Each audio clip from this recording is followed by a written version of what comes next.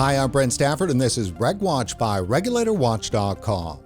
The UK government surprised many with the announcement of its Swap to Stop program, which aims to provide 1 million smokers in England with a free vaping starter kit as a part of a package of measures to get smoking rates below 5% by 2030. The Swap to Stop initiative seems like a likely next step, following years of collaboration between the government, the National Health Service, and the Royal College of Physicians. The RCP represents over 40,000 doctors across 80 countries around the world. It's the oldest and most prestigious organization in Western medicine, and it's been a driving force behind vape-friendly policies in Britain. Joining us today to discuss the new program is Dr. Sanjay Agrawal, the National Specialty Advisor for Tobacco Dependency at NHS England, Chair of the Royal College of Physicians Tobacco Advisory Group, and consultant in respiratory and intensive care medicine. Dr. Agrawal, thanks for coming on the show. Thanks for having me. Now, how important is the Swap to Stop program scheme to getting smoking rates below 5% in England by 2030? It's really important because it shows determination from this government and the Department of Health that it wants to tackle the epidemic of tobacco addiction. So on that level, it's fantastic. It's great. I'm super supportive of it. If there was a question about what more could have been done, well, obviously, there's lots more to do. And what is that? So the UK, as with many countries, they produce tobacco control plans, which have usually comprehensive set of plans to reduce smoking prevalence. And in 2017, the government published a 5-year tobacco control plan that essentially expired last year. So what we were expecting and hoping for in England was another renewal of the tobacco control plan. And the idea is that it would set a number of targets across a whole variety of smoking. So, for example, youth smoking or adult smoking rates or pregnancy smoking rates. And they would be ambitious stretch targets for us to reach using the implementation of a number of tobacco control measures. Alongside the Swap to Stop scheme, there were 6 or 7 other things that were announced, but it didn't, in the end, become the tobacco control plan. And I think these announcements essentially replaced the tobacco control plan for England. Now, you'll be aware that New Zealand published their tobacco control plan, I think, last year, and that was super ambitious.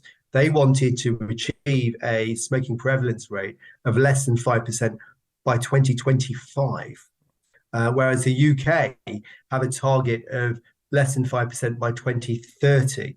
And the announcements announced last week won't come close to achieving that. So you're saying that it's not aggressive enough. However, though, what they did announce was pretty darn good. Yes. So, they could have done more. But what I would like to have seen, we've got something like 5.4 million smokers in England. I would have liked to have seen a plan that addressed treating all of them, not just 1 million of them. So putting 1 million vaping starter kits into, the hands of smokers, that in and of itself has got to be like a massive shot in the arm to accelerating the effort, correct? Yeah, no, that's a huge help. But remember, vaping kits are very common over here. People can buy them themselves from the corner shop. So it's not as though they're being imported from another planet. They're already here. We have, 3.5 million people who vape already, who are paying for their own vape kits. So, it's a great soundbite. It's a great announcement. The ambition of getting 1 million people to stop smoking and use vapes to help them quit is great. Don't get me wrong. But actually, there are lots of treatments available for smokers now that have NRT, have behavioural support. We have stop smoking services provided by our local government services and in the NHS. They're all freely available. The real question is, how do people know that that help is there how do you make it as easy as possible for them to access it? How do we reach those communities where smoking prevalence is the highest, and they're usually the most deprived communities? So what are we going to do to address that? Now, the Swap to Stop scheme will help because it will probably be targeted at those most deprived communities. Fantastic. But yeah, there's a whole range of measures that we could do on top of that. There's also the worry that there could be some double counting in the future. So look, people are already using vapes to stop smoking. So we need to make sure that any new funding that comes in isn't double counted with services that are already there. As a part of the World First national scheme, right, we're looking at almost 1 in 5 of the smokers in England will be provided these kits. Did that program come as a surprise to you and your colleagues at the Royal College of Physicians? Well, I would say that it's not a surprise in so much as the UK has encouraged the use of vaping to help people quit smoking, like New Zealand.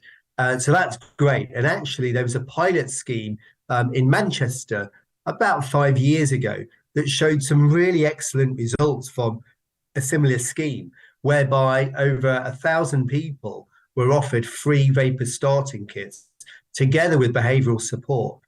They found about 600 people engaged with this program, and about 400 people quit smoking, and that was CO validated at a month. So we know that the scheme, if rolled out in a similar way to the scheme in Manchester 5 years ago, has excellent success rates. And actually, the cost of the program was actually less costly than other stop smoking programs. So by giving people vape kits together with behavioral support delivered by stop smoking specialists, was more effective than maybe some of the other usual things. So NRT, dual NRT, or varenicline, or other things. So it was cost effective and it was popular. And we know that in the UK, vaping is the single most popular smoking cessation aid amongst people trying to stop smoking. Let's step back for a minute and talk about the RCP and its groundbreaking history with regard to smoking. In 1962, the Royal College of Physicians published the report Smoking and Health, which conclusively, I think for the very first time, links smoking to lung cancer. It really did create a media storm, didn't it? Yes, a lot. That was a great report, and it really changed the way that academic societies and organizations reported information. So previous to that, they would have reported an association, as you have in lots of research studies that are published in journals all over the world. But this time, specifically based on the findings of their research, they also recommended a change in public policy. And that was the new thing. So for the first time, you had an academic organization using research to make policy recommendations and presenting those policy recommendations to government. And you'll be aware, Brent, that the report suggested 7 or 8 key features. So, for example, reducing the harm of smoking to people who don't smoke, so secondhand smoke. For the first time, they recommended treating tobacco addiction, which wasn't really recognized. It wasn't thought of as tobacco addiction. It was just thought of a lifestyle thing, like, what clothes you're going to wear today. Well, smoking was just part of lifestyle. But for the first time, it recognized addiction and the need to treat addiction. But it also recognized things like the perverse way in which the tobacco industry was advertising and promoting their products, their lethal products. And it recommended restrictions on this. It recommended that children be protected and that there be strict age limits when people could take up smoking. And also advertising. So there were so many things that report recommended for public policy that went on to be adopted in other countries like the United States, but also became the framework, the founding principles of the Framework Convention for Tobacco Control, published by the WHO some 20 years ago.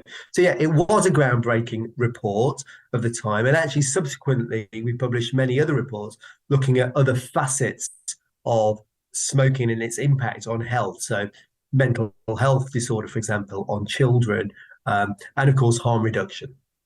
Yeah, it's extraordinary just how much at the center of all this now for half a century RCP has been. Yeah, and we're very lucky in the UK, and we have actually a network of organisations. So there's the RCP, which is, as you say, an organisation that represents 40,000 doctors. It's been around for over 500 years, but we couldn't do it on our own. And actually, there are fabulous advocacy agencies like Action for Smoking on Health, which the RCP started in 1970 to really focus on advocating for tobacco control.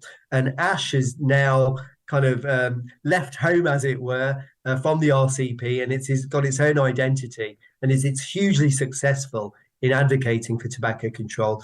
And equally, we have a very strong academic infrastructure who work on aspects of tobacco control. So in the UK, we're very lucky. We've got this, triumvirate of academia, the RCP, and ASH, and other organisations like Cancer Research UK, who are all working to the same purpose, which is reducing the harm from tobacco. To the legacy of what RCP did in 1962 with regards to smoking, in 2016, the RCP came out with a report called Nicotine Without Smoke, which we actually covered here on RegWatch. Back then, your predecessor, John Britton, was on the show to talk about it. Now, that report really set the groundwork for all of the aspects of tobacco harm reduction, including recommendations to government on how to best regulate nicotine vaping products.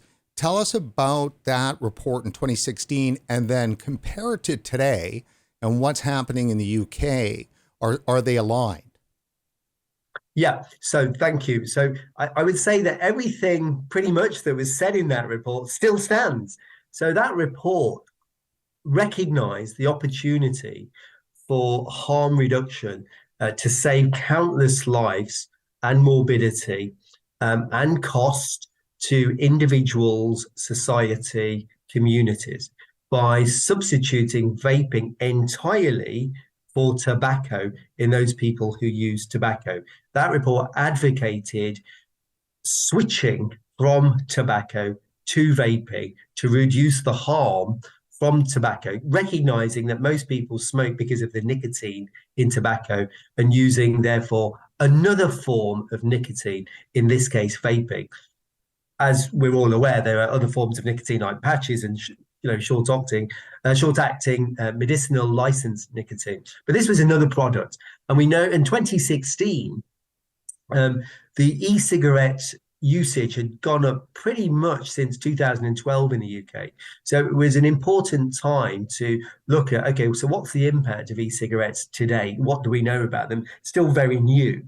But it wasn't the first time that the RCP had looked at nicotine in general. And I think the report in 2016 followed a report from 2007, actually before e-cigarettes were around. And even the 2007 report talked about proportionate regulation of nicotine.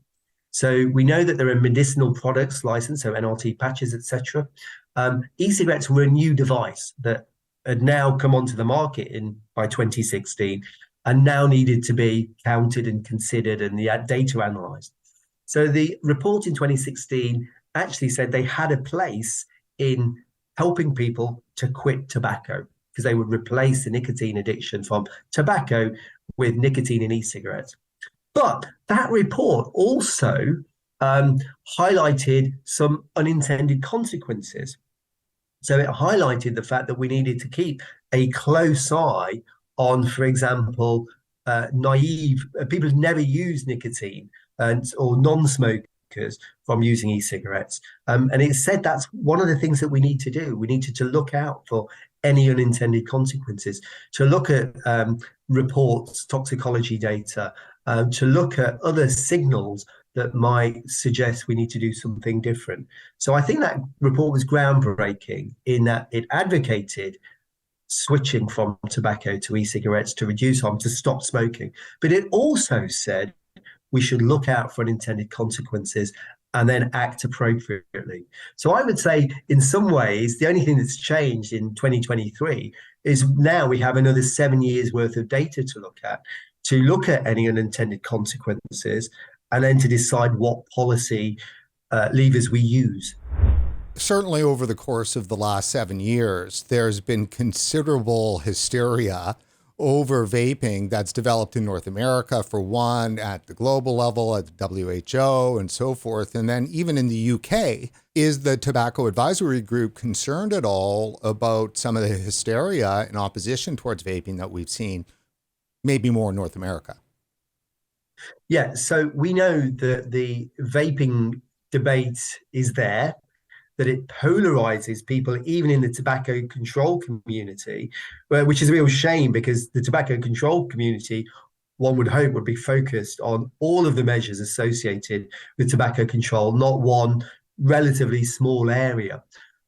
So yeah, it is a concern. However, it's important that we as a tobacco control community, including at the RCP, reflect on the data and any new data, on any trends. So what we do at the RCP is we use evidence. We look at the literature, we look at external reports, we look at other countries, including all of the countries who voiced concerns, and we examine the evidence. And then we have to come up with a view on that and recommendations. So for example, we are actually at the moment in process of looking at the data again about e-cigarettes, looking at trends in adults and children, looking at safety profiles, looking at effectiveness, and where we think policy should go. And we hope to publish that report toward the end of this year or maybe early next year. So look, we're going to do a continuous sweep of the data and the literature because it's such a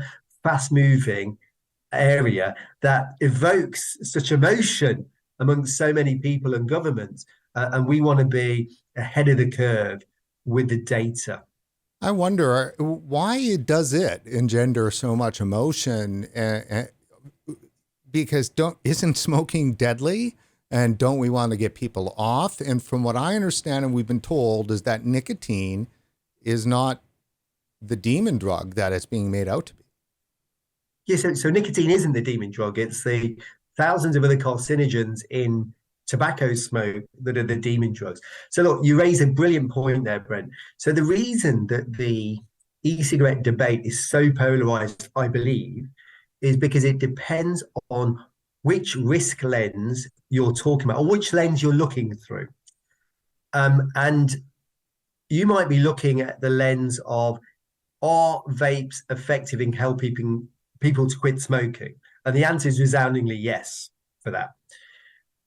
You might be looking through the risk lens of, is long-term nicotine use harmful? Do we want to have a whole group of people addicted to nicotine? And if you're looking through that lens, you might be very worried about e-cigarettes in general and not so much focused on the smokers that are using e-cigarettes. You're going to be more concerned about the youth uptake of e-cigarettes, understandably, as am I. You might be looking at the lens of, well, we don't know what the long-term effects of vaping are for people who take them for 20 years. And none of us know that because they haven't been around for 20 years.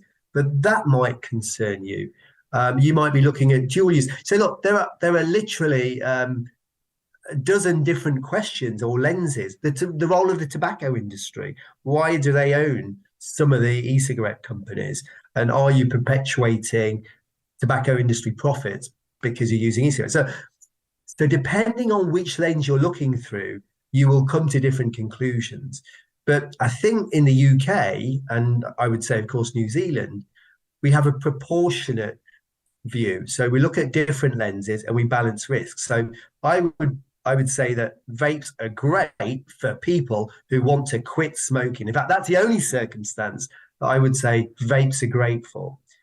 But I would say if you've never smoked and if you're a child, never vape. Why would you do that? Why would you inhale a hot, heated liquid? You know, there is no reason to do that. And I would support legislation or other levers to reduce people who've never used vapes to use them, because I don't think they should. So the reason that the debate is so polarized is because it depends which one you're giving the most weight to and whether you feel it's proportionate. Why is it the case that somebody who's never used nicotine wouldn't be allowed to use nicotine in this manner? Because it's not that we have a policy that says that if you've never had alcohol, then you can never choose to use alcohol. At what point do you decide that this beer is not appropriate for the protection of public health? In Canada, cannabis is legal recreationally. So, the government doesn't say, hey, if you've never burned a joint before you're 18, you are never allowed to go into a government cannabis store and buy a joint, but yet you can, right? So it's just the messaging around, comparing apples and apples almost in some case. Well, that's the thing. Yeah. And oftentimes people, when they get into the tobacco control vaping debate, some of them may be specialists in tobacco control all their lives and still not like the role that vapes play. And there's definitely a cohort of those people. But there's lots of armchair viewers who know nothing about tobacco control who also have a view. And look, that's human nature. Now, your point there was a really good one.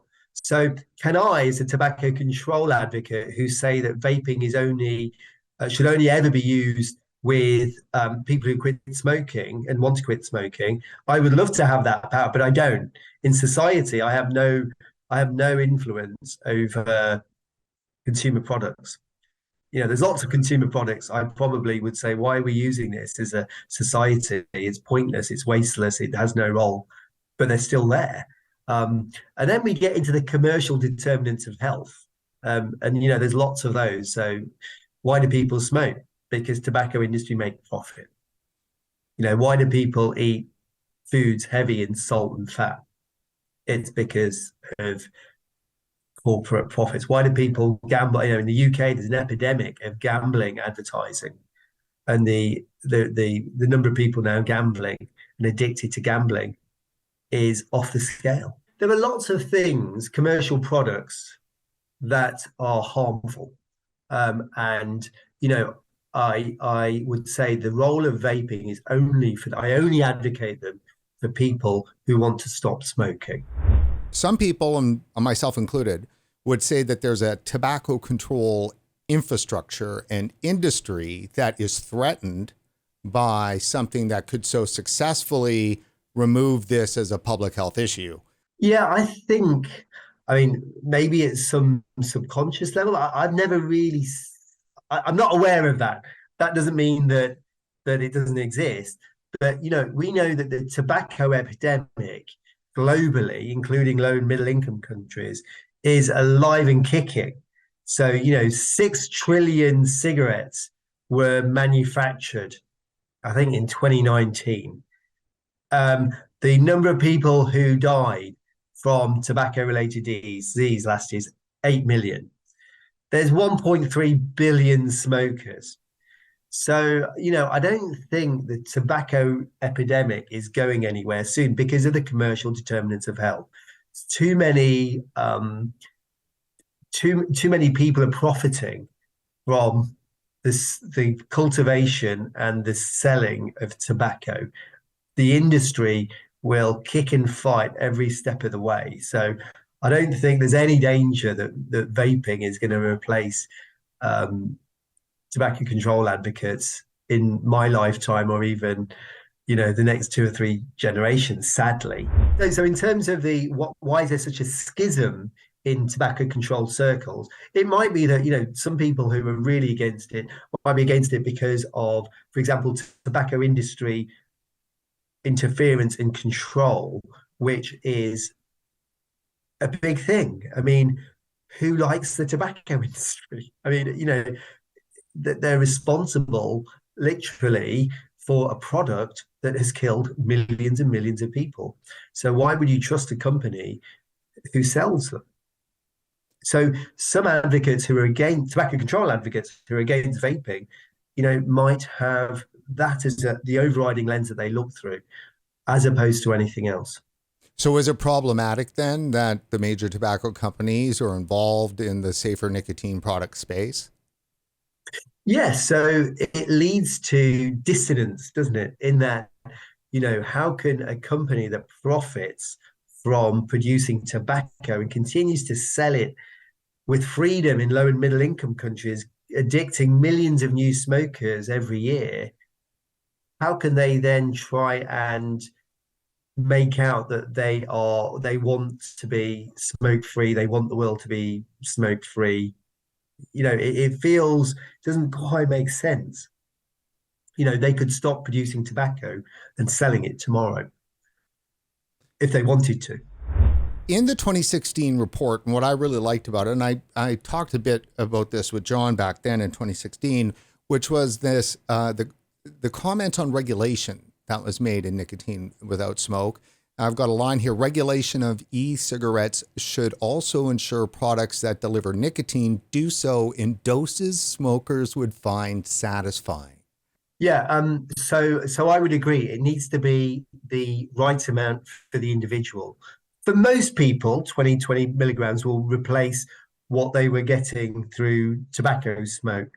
Um, Nicotine salts deliver much higher levels and maybe behind some of the increase that we've seen in people vaping and youth vaping, especially. So, how that is in the end regulated will need to be decided by country, right? So, in the UK, we have the European Tobacco Product Directive that became part of UK law before Brexit occurred, and there are regulations. Um, I think the other thing that the RCP report in 2016 said, which is true, is that nicotine regulation needs to be proportionate to the harm, so of the product. So look, you've got tobacco on one end of the spectrum. We don't quite yet know where heat not burn tobacco products are, but they're probably closer to cigarettes than e-cigarettes.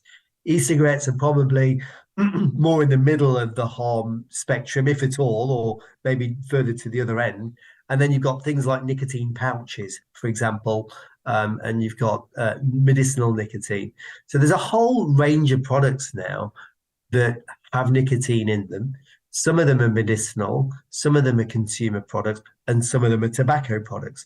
And the regulation of these products needs to be proportionate to the risk those products pose. So then let me ask you specifically, in fact, today, the day that we're shooting this interview, just hours ago, the province of Quebec in Canada dropped a flavor ban. And in 45 to 90 days, I think in 90 days, that'll be it. There will be no flavors in the entire province of Quebec except for tobacco and unflavored. So it's a full ban. What are your thoughts on something like that, or specifically to what Quebec is doing? So I would say, for me, that might be disproportionate. So we know that there are lots of people who smoke, who use e-cigarettes to quit smoking. And one of the draws for them is the flavors, because they no longer want to taste tobacco. So a lot of times people will start e-cigarettes with the tobacco flavor to get used to the device, I suppose. But then they switch because they don't want the tobacco flavor, because they are no longer smokers and they're trying to quit smoking. So by banning flavors, you're restricting the efficacy of a product that is very effective at helping people to quit smoking. Now, I can understand the reason they've banned flavors is because they're looking through the risk lens of children taking up vaping. And this is what we talked about earlier. A lot of legislation from countries depends on which risk lens or which lens you're looking through. So if you're looking through the vapes and flavors can help people quit smoking, you wouldn't ban them. You wouldn't ban flavors. If you're looking at kids attracted to bubblegum flavor, and that's why they're starting to vape, and we don't want people who've never smoked to vape, that's why you're going to ban flavors. Long-term safety data, a lot of the flavors don't seem to have a signal around harm, except cinnamaldehyde. And so if you were going to ban a flavor, it would be the flavors that contain this component called cinnamaldehyde. But to ban all flavors would seem disproportionate and counterproductive. So are nicotine vapes a gateway for teens to smoke? Okay, so that's a great question. People who vape, or kids who vape, some proportion of them will go on to smoke. Kids who smoke, some proportion of them will stop smoking and vape. It's largely the same group of people that will experiment with both. If, let's say, 2015, 7 years ago, where lots of people vaping in the UK in 2015, 2018, 2019, if all of those kids who were vaping, let's say it was a major gateway to smoking, we would be seeing a massive increase in smoking rates amongst the 18 and 24-year-olds. We have seen exactly the opposite. So is Canada, so is the US. In fact, smoking rates in that age band are at historic lows. So it seems odd that we are, at a population level, we're not seeing thousands more cigarette smokers from kids who would have vaped 5 years ago. It's just not appearing. Now, that doesn't mean say it can't happen in the future, and we need to be vigilant, of course. And I don't want to see, 20% of all kids vaping. Believe me, I don't want to see that. But in terms of the gateway theory, we're not seeing that in smoking prevalence studies. Right. And for a profession that is based on studying effects at the population level, you can't deny the fact that there isn't an effect. Well, the effect is that it has not happened, and it should have happened by now if it was indeed a trigger. Yes, exactly that. Does nicotine harm the developing brain? Essentially gives people brain damage. Yeah, so there are some studies that show nicotine, I think at high levels, can affect the developing brain for sure.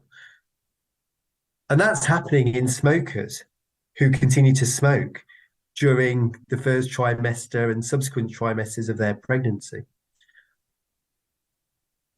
We know that there are some studies now. So Peter Hajek published one in the New England Journal, I think last year now, looking at e-cigarette use in people who were pregnant, and found that actually some of the markers of harm from tobacco were reduced in people who were using e-cigarettes instead of smoking, such as birth weight.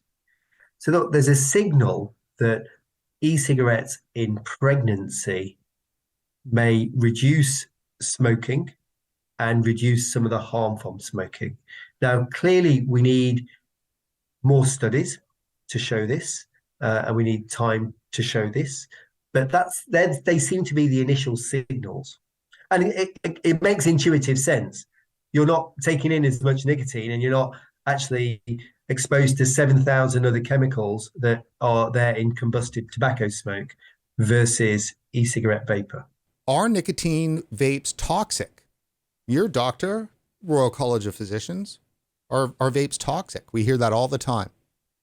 So it depends on what you mean. So when we measure the component parts of e-cigarette vapor, so the things that people inhale, and we compare that to the smoke of combusted cigarette smoke, the number of toxicants in e-cigarette vape is an order of magnitude lower than it is in combusted cigarette smoke.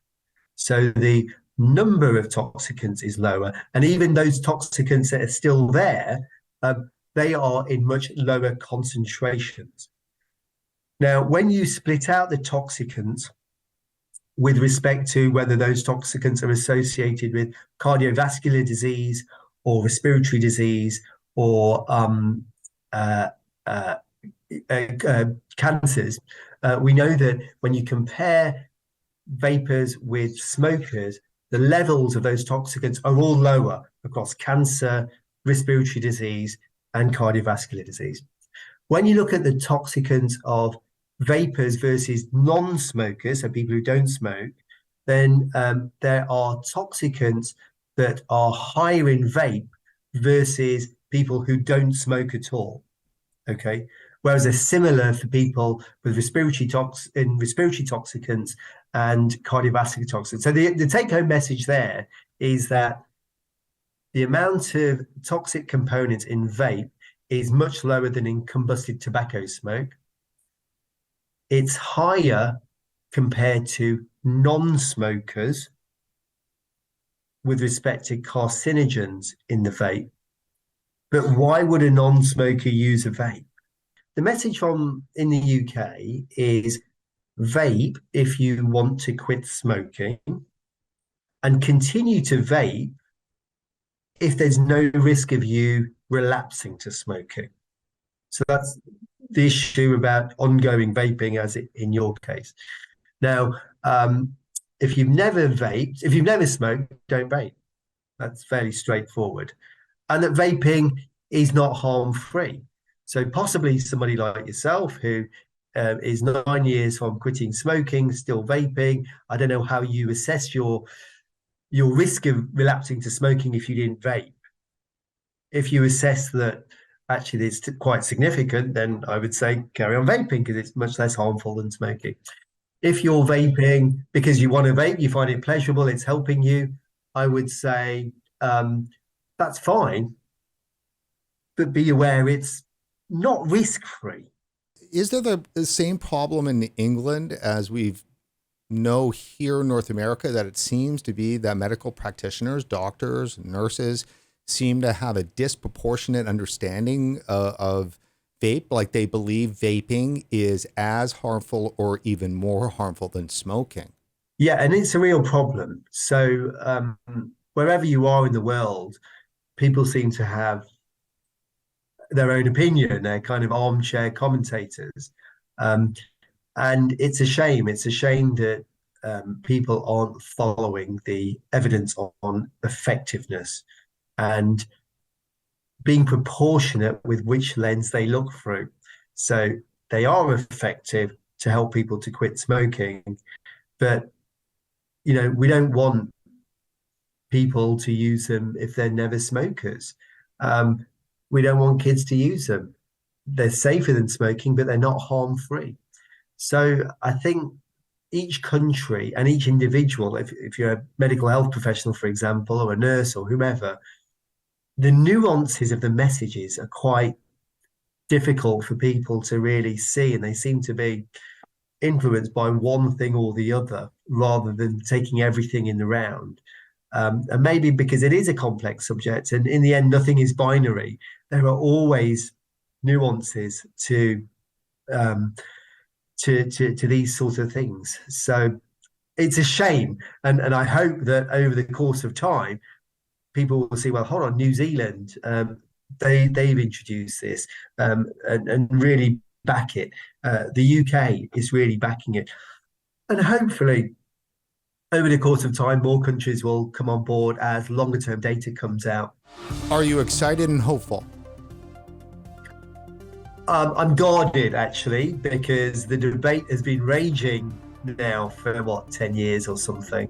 And it seems to be evenly balanced. If you don't mind me saying so, it's a bit like the whole Republican Trump debate in the US or the anti-vaxxing debate, for some. I mean, I don't know what to say. I don't know why there are arguments about these things. You would think it would be fairly clear, but that's human nature, I suppose. And it's our job as the Royal College of Physicians to use evidence, to base our recommendations on evidence. And that's what we will continue to do.